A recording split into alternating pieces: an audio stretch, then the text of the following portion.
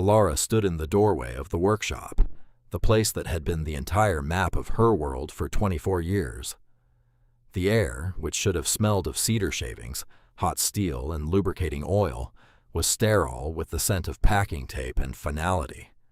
Her stepfather, Marcus, stood by the great iron lathe her grandfather had bolted to the concrete floor 3 generations ago. He did not look at her. He consulted a clipboard, his face a mask of detached administration. He was her mother's second husband, a man who measured life in ledgers and saw sentiment as a liability on a balance sheet. With her mother gone a year now, the liabilities were being cleared. "The sale is final," he said, his voice as flat as the papers he held. "The new owners take possession Friday. You have until Thursday evening to vacate." She did not speak. There was nothing to say. She had watched him sell the house piece by piece, first her mother's jewelry, then the furniture, and now the soul of it all, the workshop. This was where her grandfather had taught her the language of machines, the quiet religion of competence. He had been a master railroad engineer, a man who could true a locomotive's driving wheel with a tap of a hammer, or rebuild a watch escapement by the feel of the gears in his calloused fingers. He had passed that legacy to her, a legacy Marcus saw only as scrap metal and square footage. Her grandfather had bequeathed her skills, not titles. He had taught her how to read the stresses in a steel beam, how to listen for the whisper of a bearing about to fail, how to find true north with a magnetized needle and a bowl of water. He taught her that the world was a complex machine, and to understand it, you had to be willing to get your hands dirty, to learn its tolerances, to respect its mechanics. He had left her with a philosophy built of patience and precision, a fortress of competence in a world that often felt chaotic. Marcus finally looked up, his eyes holding a flicker of something she might have once mistaken for pity, but now recognized as simple inconvenience. "I've arranged a final settlement, for your mother's sake." He slid a thin envelope across the scarred surface of the workbench. Inside were 5 crisp $10 bills, $50, an insulting pittance for a lifetime of memories, and a future she had assumed was as solid as the workshop's foundation. She took the envelope. To argue would be to show him he had hurt her, and she would not give him that satisfaction. Her grief was a private, well-oiled machine, and he would not be permitted to see its workings. In her pocket, her fingers closed around the only other thing she would take. It was her grandfather's micrometer, a heavy, brass instrument of profound precision, its vernier scale capable of measuring to 1,000th of an inch. It was cool and solid, a piece of tangible truth in a world that had just dissolved into vapor. It was his most prized possession, and now it was hers. It represented his guidance, his unwavering belief that any problem could be solved if you measured it carefully enough. She walked out of the workshop without a word, leaving Marcus to his ledgers and his quiet, profitable betrayal. She did not look back. Looking back was a waste of energy, her grandfather had always said. The train only moves forward. She packed a single canvas satchel, a change of clothes, a whetstone, a set of calipers, a small hand-forged hammer, and the brass micrometer, which she wrapped in an oilcloth to protect its delicate calibration. She had the $50 from Marcus and the unshakable foundation of her grandfather's teachings. It would have to be enough. Her journey was a pilgrimage of solitude. She walked for 3 days, following the old rail lines that snaked through the foothills and into the harsher, more forgotten parts of the mountains. The steel rails were her scripture, the rhythmic clack of her boots on the gravel ballast, a new kind of prayer. She slept in abandoned section houses, the wind whistling through their broken windows like the ghosts of forgotten timetables. She was not running from something. She was moving toward a future she could not yet see, trusting the compass of her own resilience. On the 4th day, she arrived in the small, wind-scoured town of Terminus. It was a place that clung to the side of a mountain, a town built around a rail yard that had seen better days. In the town's only tavern, a place that smelled of stale beer and desperation, she sat in a corner booth, nursing a cup of coffee. She listened to the conversations around her, the way her grandfather had taught her to listen to an engine, parsing the grumbles and sighs for information. Two grizzled railroad men at the bar were laughing, their voices rough as rusted iron. "They finally put the old Folly up for auction," one of them said. "County's tired of looking at it, selling the whole wreck, lock, stock, and barrel." "Who in their right mind would buy that pile of junk?" the other scoffed. "The Silas P. Barnum Folly, cursed, they say. Been sitting on that dead-end spur for 50 years. Nothing but scrap and ghosts." Alara's attention sharpened. She knew the story. It was a local legend, a cautionary tale about hubris.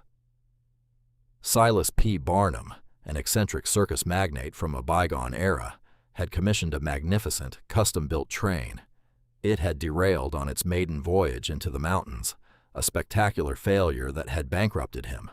The wreck was left where it fell, a monument to ambition that had overreached. It was considered worthless, a tetanus trap, an eyesore. The next morning, she walked to the county clerk's office.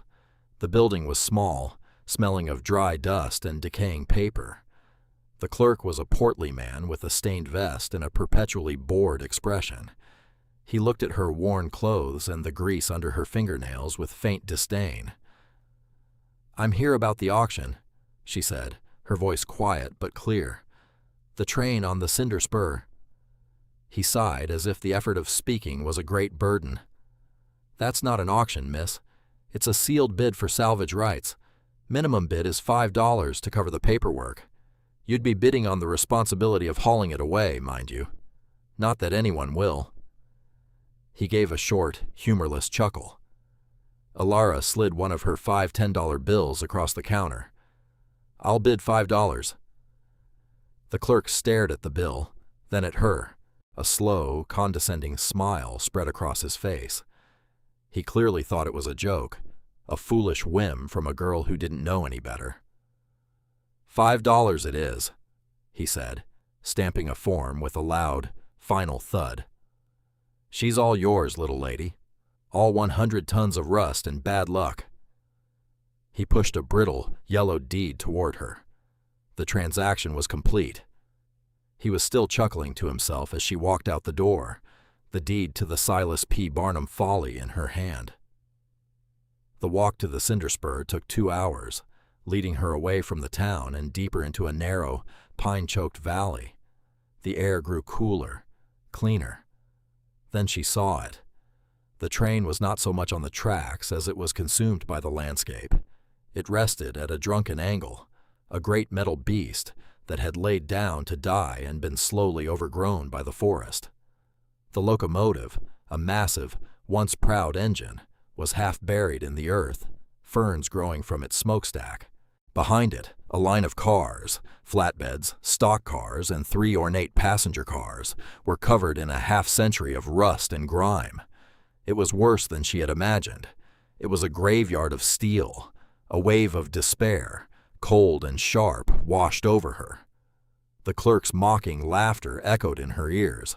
What had she done? She had spent almost all her money on a pile of scrap in the middle of nowhere.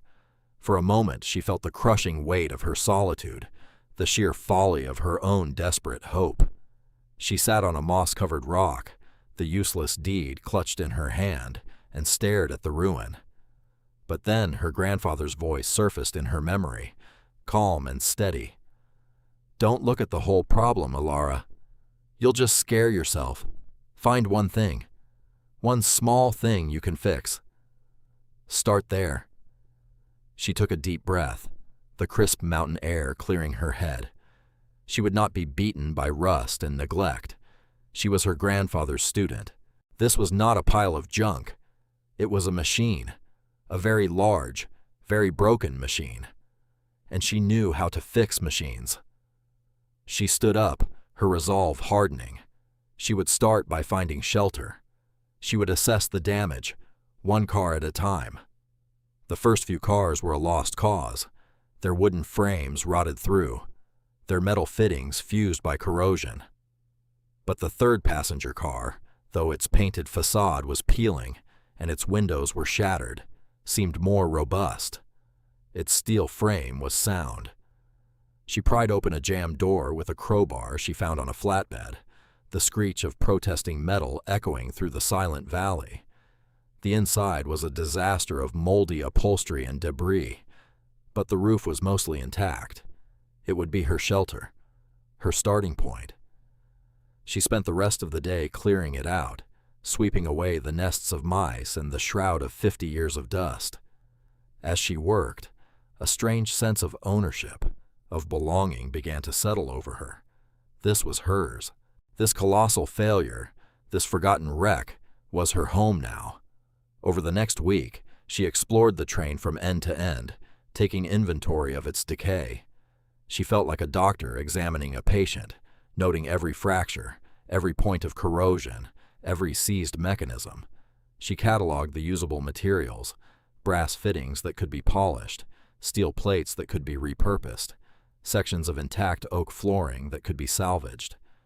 Her despair was replaced by a methodical, focused purpose. The train was a puzzle, and she was beginning to see how the pieces fit together. Finally, she came to the last car, Car 9. It was different from the others. It was shorter, heavier, and constructed not of wood and tin, but of thick, riveted steel plates, like a vault on wheels. It had no windows. Its only entrance was a massive, circular door, like that of a bank safe, secured by a series of imposing locking bolts. It was this car that the railroad men had spoken of with a superstitious hush. Local legend claimed it was the cage for a monstrous circus animal, a beast so terrible it had caused the derailment and still haunted the wreck. Alara felt a prickle of unease, but her curiosity was stronger than her fear. She examined the door closely. Most of the locking mechanisms were rusted solid, frozen in place by decades of exposure. But as her fingers traced the cold steel, she felt it, an anomaly. One of the bolts, near the center of the door, was different. It was made not of steel, but of a dull, non-corroding alloy. While the others were chunky and crude, this one was machined with incredible precision, and at its heart was not a keyhole for a normal key, but a tiny, recessed aperture, perfectly round and threaded with a microscopic delicacy. It was a detail almost impossible to see, a secret hidden in plain sight. Anyone else would have dismissed it, would have brought a cutting torch and brute force. But Alara had been trained to see the small things, to look for the signature of a craftsman. This was no cage for a beast. This was something else entirely. A profound sense of excitement, the thrill of discovery she had felt as a child in her grandfather's workshop, surged through her. She hurried back to her makeshift home in the passenger car and retrieved the oilcloth-wrapped bundle. She unwrapped her grandfather's brass micrometer. Its weight felt familiar and reassuring in her hand. She returned to Car 9, her heart pounding. She looked at the micrometer, then at the tiny aperture in the locking mechanism. It was a lock not for a key, but for a measurement. A lock that would only open for someone who spoke the language of precision. Her grandfather had once told her about harmonic resonance, about the specific frequencies at which objects vibrate. He had scribbled a number in one of his notebooks, a complex decimal he called the resonant frequency of true brass. He said it was a number of perfect balance. On a hunch, a leap of faith guided by a whisper of memory, Alara carefully adjusted the thimble of the micrometer, turning it with painstaking slowness. The engraved lines on the sleeve and vernier scale aligned. She calibrated it to that exact number from her grandfather's notes. With a steady hand, she inserted the micrometer's spindle into the tiny aperture. It was a perfect fit. She gave it a gentle turn. For a moment, nothing happened. Then, with a soft, satisfying click that seemed impossibly loud in the silence of the valley, the bolt slid back. A series of internal tumblers began to fall, a cascade of soft, metallic sighs from within the door. With a deep groan of long-dormant machinery, the massive locking bolts around the door's circumference retracted one by one. The great steel door swung inward an inch, releasing the stale, dry air of a half-century-old tomb. Alara pushed the heavy door open. It moved with an eerie, weightless silence on perfectly balanced hinges. She stepped inside, her eyes adjusting to the dim light filtering through the opening. She was not greeted by the bones of a monster or the stench of decay. She was standing in a wonderland of mechanical genius. The car was filled, from wall to wall, with an entire orchestra of life-sized automatons. There was a conductor, his baton raised, his brass face poised in concentration. There were violinists with intricate, jointed fingers resting on silver strings. A cellist of polished mahogany sat with his instrument. A line of horn players held trumpets and trombones to their unmoving lips. They were crafted from a breathtaking combination of brass, copper, ivory, and polished hardwood.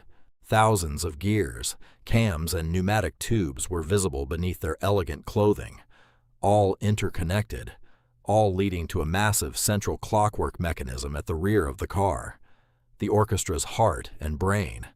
It was a masterpiece, a symphony of engineering and artistry that had been sleeping in silence for 50 years. Resting on the conductor's podium was a sealed tin box. Alara lifted it, her hands trembling slightly. She carried it out into the daylight and pried open the lid. Inside, nestled on a bed of faded velvet, was a leather-bound logbook and stacks of neatly wrapped gold sovereigns. A fortune. But it was the book that she reached for. She opened it. The handwriting was a precise, elegant script. It was the personal journal of Silas P. Barnum.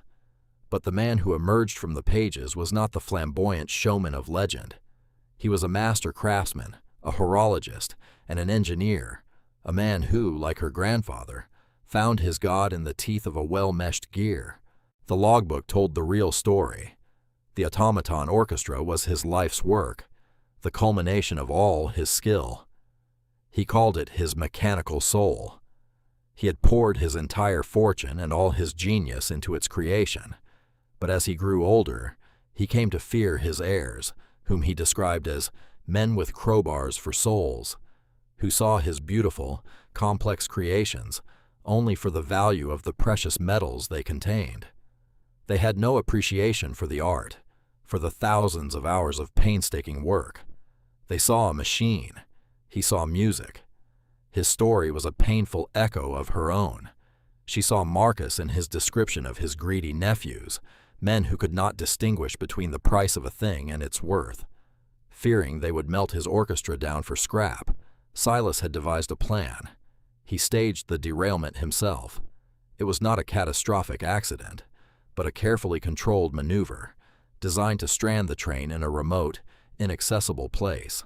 He created the folly as the ultimate hiding place, a spectacle of failure to conceal his greatest success. He knew that only a certain kind of person would ever be able to open Car 9, not a treasure hunter with dynamite, but a fellow craftsman, someone who understood that the most valuable things are protected not by brute strength, but by elegance and precision. The final entry was a direct address to the person reading it. "If you have opened this car," he wrote, "then you are the heir I never had. You have not come with a sledgehammer, but with understanding. You have respected the work. Therefore, all of this is yours. The gold is merely fuel. The orchestra is the purpose. Use the fuel to bring the purpose back to life. Let my music play again. Build a new life here, in this place of quiet ruin, and find the peace that I could not. It is my final will and my blessing." Alara closed the book, tears blurring her vision. They were not tears of sadness, but of a profound, aching kinship with this man she had never met. He was a ghost, a mentor, a benefactor. He had left her more than a fortune. He had left her a purpose. He had seen her, across the gulf of 50 years, and recognized her as one of his own. The weight of her loneliness lifted, replaced by the solid certainty of a shared legacy. With the gold sovereigns from the tin box, her world expanded from mere survival to the possibility of restoration. She traveled back to Terminus, not as a drifter, but as a woman with a mission. She bought supplies, lumber, steel, tools, food. Her first and most important purchase was a small, portable forge and an anvil. Her first project was to make her home habitable. She replaced the rotted wood of the passenger car, milled new window frames, and installed a small cast-iron stove. The work was slow and methodical. Each cut of the saw, each strike of the hammer, was a deliberate act of creation. She was not just repairing a train car, she was building a life. The physical labor grounded her, the tangible progress a balm for the wounds of her past. Her work did not go unnoticed. The cinder spur was remote, but not entirely isolated. One afternoon, an old man with a beard like steel wool and hands the size of anvils appeared at the edge of the clearing. He leaned on a gnarled walking stick and watched her for nearly an hour as she reseated a warped steel panel on the side of the car, using a complex system of levers and fulcrums she had devised. Finally, he spoke, his voice a low rumble.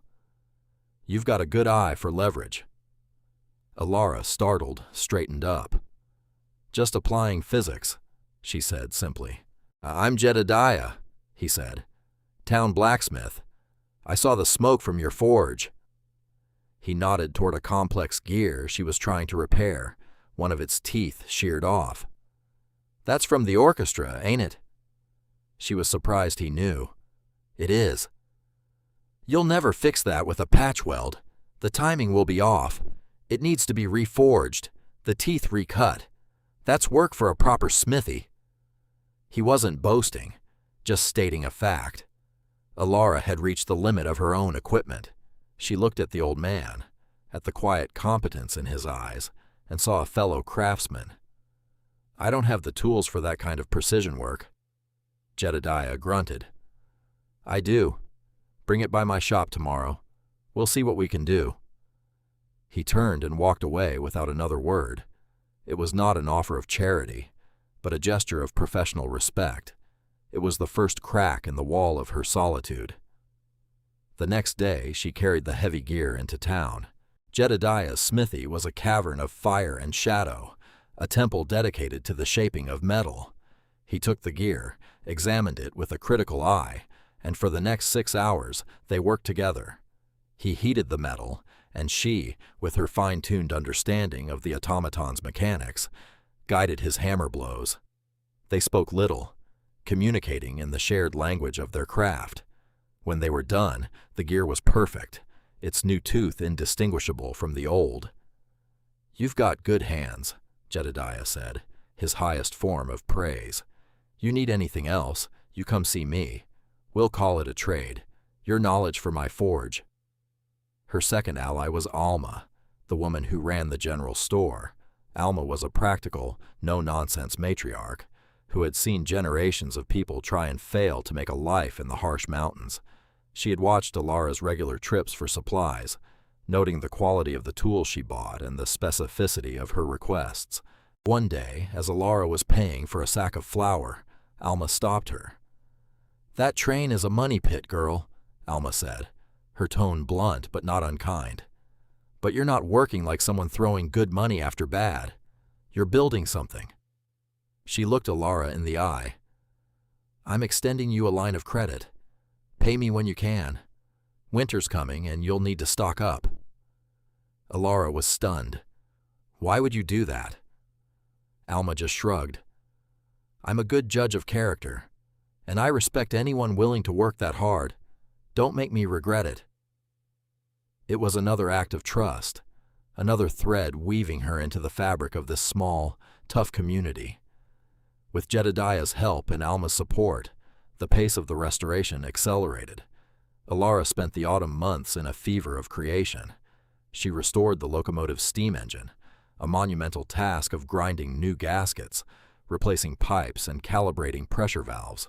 The day she fired up the boiler and was answered by a powerful, chuffing hiss of steam was a day of triumph. She had brought the dead heart of the beast back to life. Simultaneously, she began the painstaking work on the orchestra. It was a delicate, almost reverent process. She cleaned and oiled each of the thousands of gears, replaced the dried and cracked leather of the pneumatic bellows, and polished every brass and silver component until it shone. Using her micrometer, she calibrated the intricate movements of the musician's limbs, tuning the complex machine with the precision of a watchmaker. Word of her project spread. It was no longer the Barnum Folly, but the train girl's workshop. People were curious. One day, a quiet, bookish man named Silas, the town librarian and a distant, forgotten relative of the original Barnum, came to see her. He had been obsessed with the legend his whole life. When Alara showed him the logbook, he wept. He brought her old schematics he had found in the town archives, drawings that helped her understand some of the automaton's more complex systems. He became her historian, her research assistant, and her first true friend. As autumn turned to winter, the train was transformed. The passenger car was a warm, comfortable home. The locomotive gleamed. And in Car 9, the orchestra stood ready, silent and expectant. It was then that her past returned. A sleek, unfamiliar automobile rumbled up the path to the clearing. Marcus stepped out. He looked thinner, more frayed than she remembered. He had clearly fallen on hard times. He looked at the restored train, at the smoke curling from the chimney of her home, his eyes wide with a mixture of disbelief and avarice. "I heard you found something out here," he said, his voice slick with a false familiarity. "A treasure. As your stepfather, I believe I'm entitled to a share. For your mother's sake." Alara felt a flicker of the old, helpless anger, but it was quickly extinguished. She was not the same girl who had walked away from the workshop with $50 and a broken heart. She stood on the platform of her train, her home, and looked down at him. She did not need to say a word. From the woods, Jedediah emerged, a heavy hammer in his hand.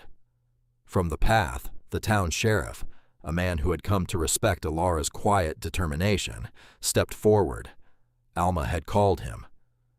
"This is private property," the sheriff said, his voice calm but firm. "The lady holds the deed. I suggest you move along." Marcus looked from Alara's cold, resolute face to the unyielding wall of the community she had built. He saw that there was nothing here for him. He had come seeking a treasure of gold, but the real treasure, of skill, of respect, of belonging, was one his ledger book soul could never comprehend. He got back in his car and drove away, a ghost from a life that was no longer hers. The first great test came with the winter. A blizzard of historic proportions descended on the valley, burying the town of Terminus in 10 feet of snow and snapping the power lines. The town was plunged into a desperate, freezing darkness. The backup generator at the town hall sputtered and died. As the town huddled together, their fear a palpable thing in the cold, a low, powerful whistle echoed through the valley. A single, bright light cut through the swirling snow. It was Alara, having used the locomotive's immense power and a cowcatcher she and Jedediah had forged to plow the spur line clear. She brought the train to the edge of town. Working with Jedediah in the heart of the storm, she used her grandfather's knowledge of steam-powered dynamos. They jury-rigged a connection from the locomotive's powerful engine to the town's transformer. With a groaning of mighty pistons and a surge of steam, the lights in the town hall flickered and then blazed to life. A cheer went up from the freezing townspeople. She had given them light and heat, but she gave them something more. Later that night, as the storm raged outside, a new sound drifted from the train. It was music. Faint at first, then swelling into a rich, complex symphony. Alara had engaged the automaton orchestra. For the first time in over 50 years, Silas P. Barnum's mechanical soul was playing. The music, intricate and beautiful, a clockwork miracle, poured into the town hall, filling the cold, frightened space with a sense of wonder and hope. She had saved them, not just from the cold, but from the darkness of despair. By the time spring arrived, the snow had melted, and the valley was reborn in green. The Silas P. Barnum train was no longer a folly, but a landmark. Alara was no longer the strange girl who bought a wreck. She was a pillar of the community, their engineer, their miracle worker. She held concerts with the automaton orchestra on summer evenings, the beautiful, intricate music drifting through the valley, a testament to a forgotten genius and the young woman who had understood his work. She sat on the porch of her train car home, the evening air warm and fragrant with pine. Her life was quiet, ordered, and deeply peaceful. On a small table beside her, her grandfather's heavy brass micrometer rested on a piece of velvet. Next to it sat a small, intricate silver bird, an automaton from the orchestra that Silas Barnum had built for his daughter. The two objects, one a tool of precise measurement and the other a thing of mechanical beauty, rested together, a symbol of the two inheritances that had saved her: the legacy of skill and the legacy of purpose. She had come to this valley with nothing but a handful of tools and a heart full of grief. She had found a home, a community, and a profound sense of belonging forged in fire and steam and the quiet dignity of work. The $5 she had given the mocking clerk had been the best money she had ever spent. It had not bought a pile of rust. It had bought her the entire world.